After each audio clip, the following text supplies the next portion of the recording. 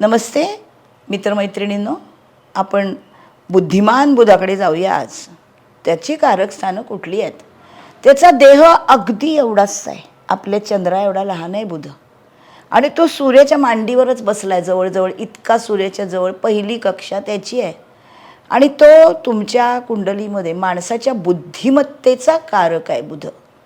Intelligence म्हणजे बुध.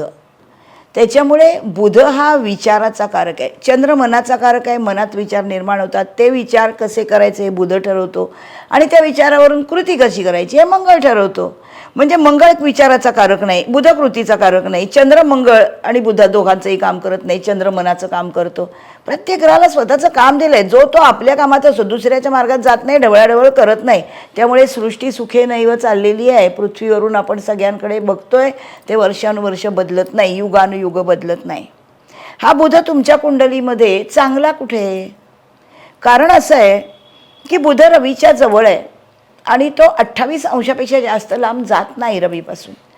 त्यामुळे जगातल्या 1/12 लोकांची रास एक असते, तसं जगातल्या 1/12 लोकांचा बुध रवीच्या बरोबर असतो. कुणाचा तो अस्तंगत होतो, कुणाचा युतीत बुधादित्य योग करतो, कुणाचा जळून जातो, कुणाचा बघतच नाही रवीकडे, विविध प्रकारे असतो.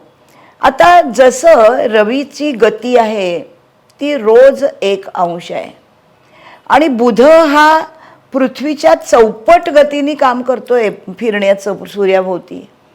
त्याच्यामुळे बुध जर रवीच्या मागे असेल ना, तर रवी 1 अंश जायला त्याला पूर्ण 24 तास लागतात. त्याच्यामध्ये बुध फास्ट गतीने येऊन त्याच्यावरून पुढे जायला बघतो आणि जळून जातो. त्याच्यामुळे कुंडलीमध्ये बुध रवीच्या मागे नसावा, पुढे असावा. अस्तंगत झाला तरी पुढे असावा, तो जळत नाही. तो अंशात्मक युतीसुद्धा करतो. चांगल्या पॉवरफुल राशी, रवी बुधाच्या चांगल्या राशी, कारक स्थानं, अशा ठिकाणी तो बुधादित्य योग करतो. असे अनेक गोष्टी बुधाच्या बुद्धिमान असल्यामुळे महत्त्वाच्या आहेत. याची कारकस्थानं आहेत 2, चतुर्थ आणि दशम. ही दोन्ही केंद्रस्थान आहेत. चतुर्थ स्थान अनुदित गोलार्धातलं आहे, दशम स्थान उदित गोलार्धातलं आहे. बुध कशाचा कारक आहे? बुद्धिमत्ता तर आहेच, पण बुध म्हणजे व्यवहार, ज्ञान, व्यापाराचा कारक आहे, वैश्यवृत्तीचा कारक आहे. बुध आणि शुक्र हे रजोगुणी ग्रह आहेत. त्यामुळे ऐहिक सुखाला चटावलेले, ऐहिक सुखाला सर्वात जास्त महत्त्व देणारे, प्रापंचिक गोष्टीत अडकणारा असा बुध आहे. चतुर्थ स्थानामध्ये बुध काय कारक आहे? तर बुध म्हणजे काय आहे? तर तुमच्या आयुष्यातल्या सर्व शास्त्रांचा कारक बुध आहे. एंटरटेनमेंटचा कारक बुध आहे. स्टॉक इन्व्हेस्टमेंटचा कारक बुध आहे. बुध म्हणजे शब्द. बुध हा भाषेचा कारक आहे. शब्द लिखित स्वरूपात कुठूनही कुठेही जाऊ शकतात. चतुर्थामध्ये बुध असेल तर बुध हा शुभग्रह आहे, चतुर्थ स्थान सुखाचं आहे. बुध हा स्थापत्यशास्त्राचा कारक आहे. त्यामुळे चतुर्थामध्ये बुध असेल तर सगळं शास्त्रशुद्ध आणि छान पद्धतीने घर बांधलेलं असतं. दशमामध्ये बुध असेल तर तो व्यापाराचा आहे.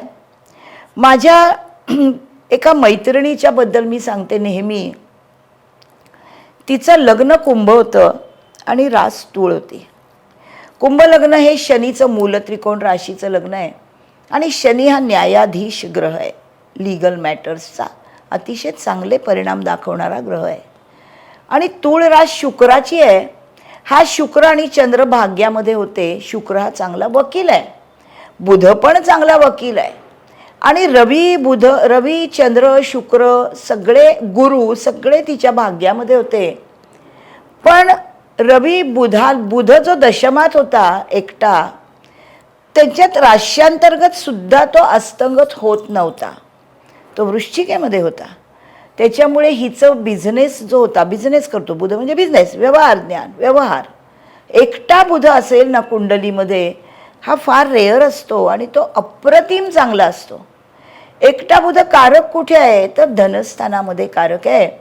कारण धनस्थान हे वाचेचं स्थान आहे आणि बुध वाचेचा कारक आहे. म्हणून अतिविशिष्ट कारक बुध धनस्थानामध्ये आहे. आणि अतिविशिष्ट कारक तो पंचमामध्ये पण आहे, कारण बुध म्हणजे डॉक्युमेंट्स, कारण शब्द आहे बुध.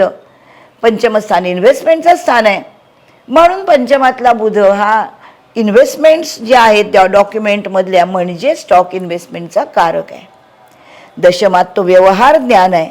आणि अशा पद्धतीने या 4 स्थानांमध्ये बुध कारक असतो.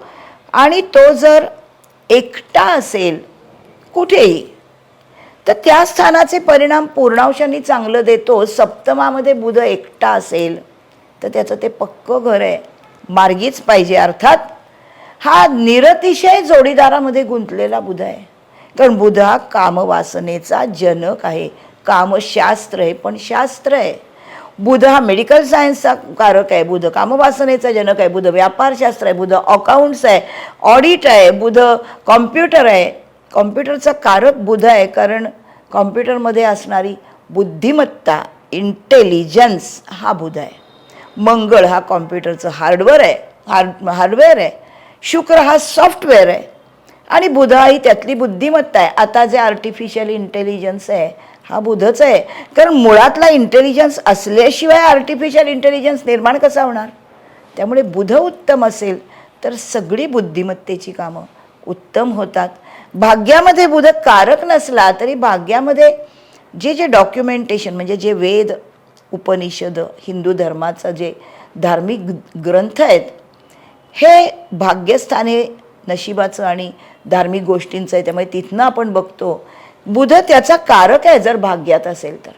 त्यामुळे मूर्ती लहान पण कीर्ती महान एवढासा बुध आहे. पण तुमच्या आयुष्यामध्ये तो अतिशय महत्त्वाचा आहे. तो अस्तंगत होणं ही घटना जास्त लवकर इतर ग्रहांच्या बाबतीत होते त्यापेक्षा जास्त लवकर दिसते. बाकी बुधाचं कारकत्व अतिशय मोठं आहे. समजलं तुमच्या कुंडलीत बुध कसा काम करणार आहे बघून घ्या. सबस्क्राईब करा माझा चॅनल. आणि मग पुढे आपण जाणार आहोत. आता सगळे ग्रह झालेले आहेत. आता आपल्याला राहू आणि केतूकडे जायचं आहे. त्याच्यासाठी तयार राहा. Bye bye. पुढे भेटूया.